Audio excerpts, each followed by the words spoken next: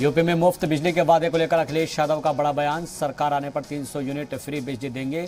कल से घर घर जाकर लिखेंगे लोगों के नाम। जेल से बाहर आने के बाद अखिलेश यादव से मिले अब्दुल्ला आजम खान के बेटे की एसपी दफ्तर में मुलाकात के दौरान हुई कई मुद्दों पर चर्चा। तकरीबन 2 साल बाद बाहर आने पर अब्दुल्ला ने बीजेपी हुकूमत पर लगाए कई इल्जाम। बीजेपी लीडरान को एसपी में शामिल होने के दौरान शिवपाल यादव की नाराजगी की खबर। जराये के मुताबिक सीटों को लेकर फिर से फंसा चाचा भतीजे में पेच। बीजेपी एमपी रीता बहुगुणा जोशी ने लखनऊ कैंट से मांगा बेटे के लिए टिकट। कहा, अगर सांसदी आ रही है आड़े तो बेटे को टिकट के लिए दे सकती हूं इस्तीफा। पीएम मोदी ने वर्चुअली तशहीर की वाराणसी से की शुरुआत। बूथ कारकुनान से चर्चा के दौरान पीएम ने बताए जीत के तरीके। कहा, पार्टी को बढ़ाने और मजबूत करने में जुटे सभी लोग। दिल्ली में कल बीजेपी सीईसी की मीटिंग के बाद होगा उम्मीदवारों के नामों का ऐलान। पीर को देर रात तक चली मीटिंग। 231 उम्मीदवारों के नामों पर हुआ मंथन। महबूबा मुफ्ती ने बीजेपी पर बोला जोरदार हमला। कहा, यूपी समेत पूरी रियासत में डर का माहौल। ये बीजेपी से जान छुड़ाने का मौका। महबूबा ने बताया इससे आज़ादी को 1947 से भी बड़ी आज़ादी।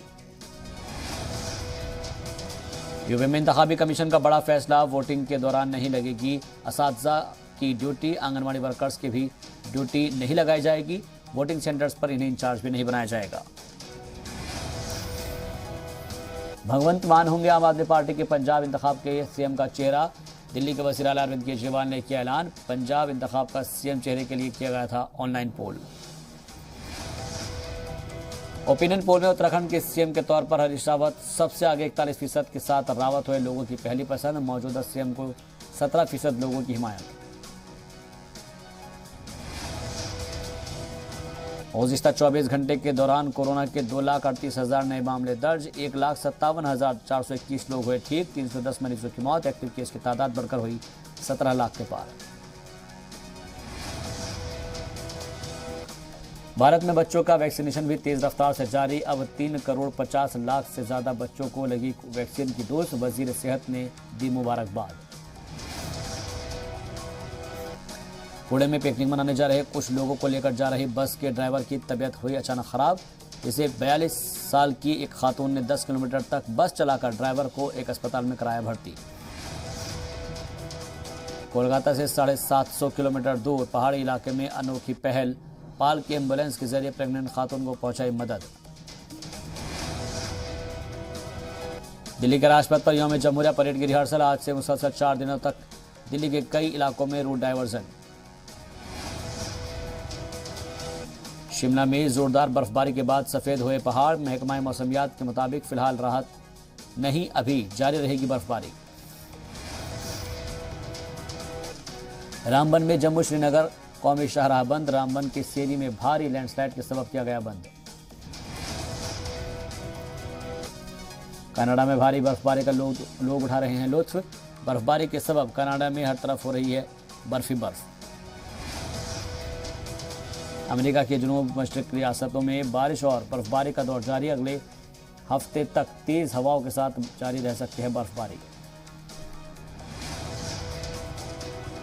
टोंगा में आतिशबाजी धमाके के बाद हर तरफ तबाही का मंजर। ऑस्ट्रेलिया और न्यूजीलैंड ने नुकसान की भरपाई का जायजा लेने के लिए भेजी निगरानी टीम।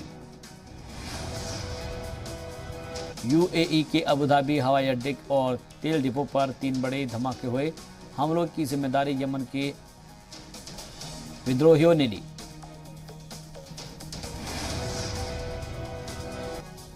इत्तलात के मुताबिक हमले में मारे गए 3 लोग, जिसमें मेलोकीन में 2 इंडियन सिटीजन और 1 पाकिस्तानी निजात शामिल है। वहीं 6 लोग जख्मी भी बताए जा रहे हैं। विराट कोहली के टेस्ट टीम की कैप्टनसी छोड़ने पर सामने आई नई जानकारी। जराये के मुताबिक बीसीसीआई चाहता था अपना 100वां टेस्ट बतौर इंडियन कैप्टन खेले विराट।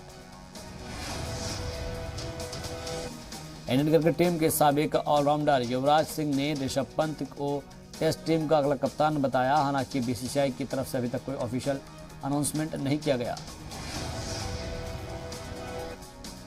अदाकार धनुष अपनी अहलिया ऐश्वर्या से ले रहे हैं डाइवोर्स। धनुष ने 18 साल की शादी खत्म होने की दी सोशल मीडिया पर जानकारी। रजनीकांत की बेटी ऐश्वर्या ने भी यही पोस्ट अपने अकाउंट पर किया शेयर।